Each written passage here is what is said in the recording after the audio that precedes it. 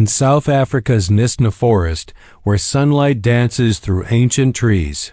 A remarkable bond was forged between a man and a lion cub that would defy the wild's unforgiving rules. Meet David Kruger, a forest ranger living in a humble wooden cabin whose life changed forever when he stumbled upon a starving lion cub, alone and trembling under a fallen tree. Naming him Koa, meaning brave, David raised the cub as his own, their friendship blossoming into an unbreakable bond. Together, they roamed the forest's mossy trails, a father and son carved from the heart of the wilderness. But one fateful morning, disaster struck. A crashing tree trapped David, his leg crushed, blood seeping, and hope fading. With no one nearby and a broken walkie-talkie, his only chance rested on Koa's tiny paws. What happened next is a tale of courage that stunned a nation, a lion cub's desperate race through tangled woods to save the man who saved him. From a policewoman's shock to a daring forest rescue, this story of loyalty will grip your heart and leave you in awe of a little lion's bravery. Dive into an unforgettable journey where love conquers all. Forest Ranger David Kruger resides in a wooden cabin nestled deep within South Africa's Ncludes forest. One day, while patrolling, he found a starving lion cub curled up beneath a fallen tree. The cub, without its mother, was alone in the unforgiving wilderness. David brought it home, nurtured it, fed it milk, and named it Koa, meaning brave in the local tongue. From that day, David and Koa became inseparable, roaming the lush forest together like father and son. One early morning, with a map in hand, David guided Koa through mossy ravines to track large animal prints. Koa bounded ahead, sniffing curiously, while David noted the tracks. The air was crisp, the sunrise casting golden beams through the tree canopy. Suddenly, a loud crack echoed from above, startling them both. A massive decayed tree trunk tumbled from a cliff. David couldn't dodge it and was pinned by the leg, collapsing in pain. He tried to shift, but the heavy branch trapped him completely. Blood soaked through his trousers. David reached for his walkie-talkie to summon help, but it was crushed in the fall. Koa, growling nervously, pawed at the wood and licked David's face to keep him alert. Clutching Koa's ear, David whispered, "Go get help fast." After a brief pause, Koa let out a soft roar and sped through the undergrowth, leaving the forest toward the main road. Highway police officer Sophia Fambu was on duty when a lion appeared abruptly. She drew her gun, taking cover behind her car door, but froze when she saw the lion holding something in its jaws, an old, scratched walkie-talkie with a broken antenna smeared with David's blood. Koa gently dropped it before Sophia, staring at her with desperate eyes. Sophia calmed herself, radioed for backup, and stayed connected via her earpiece. "What's going on?" her colleague asked, unsure. Sophia sensed urgency.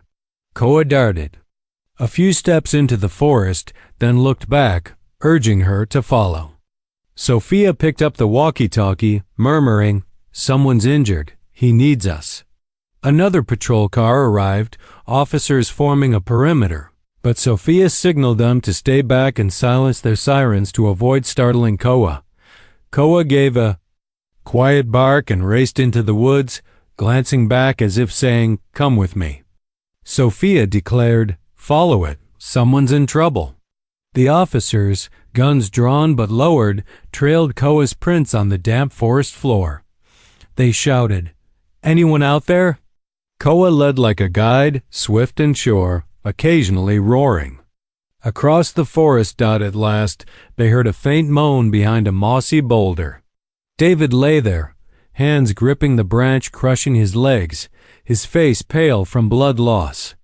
Sophia knelt, checked his pulse, and shouted, "We've got an injured man. Call medics." David, half conscious, smiled weakly. "He found you." Koa stood close, gently licking David's face, eyes brimming with relief, as if his mission was complete.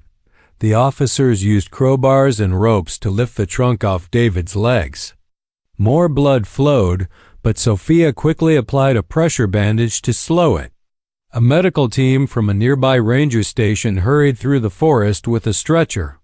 Koa stayed by David's side, watching closely and growling softly if anyone handled him too roughly.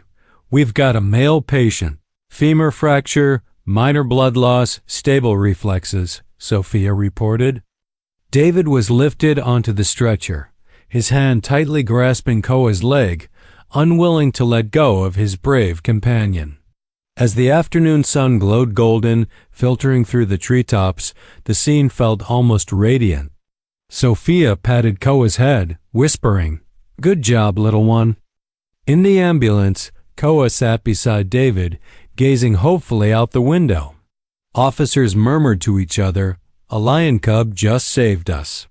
At Nisna Central Hospital, David underwent a 2-hour surgery to repair his bones and receive a blood transfusion. Doctors said he'd recover with a few weeks of rest. Koa was briefly held at the police station for health and behavior checks.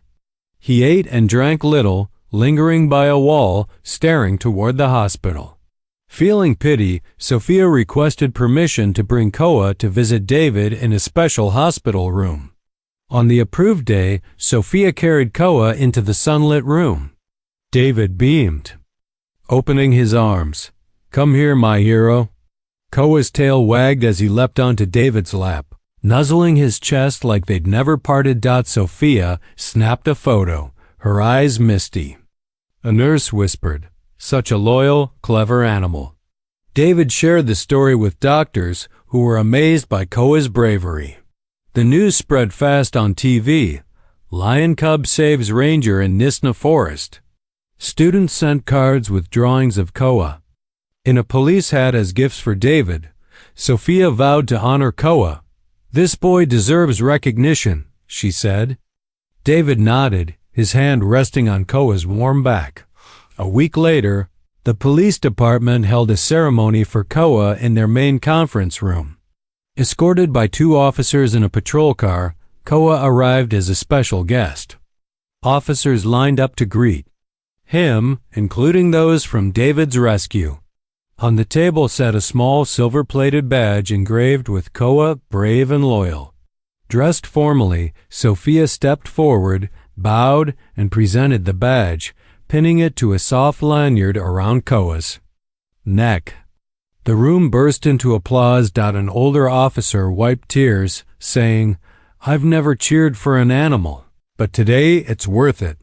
David, on crutches, watched proudly. Koa lifted his head, standing by David like a young officer marking a grand moment. The police named Koa an honorary officer, recording his name in their logbook.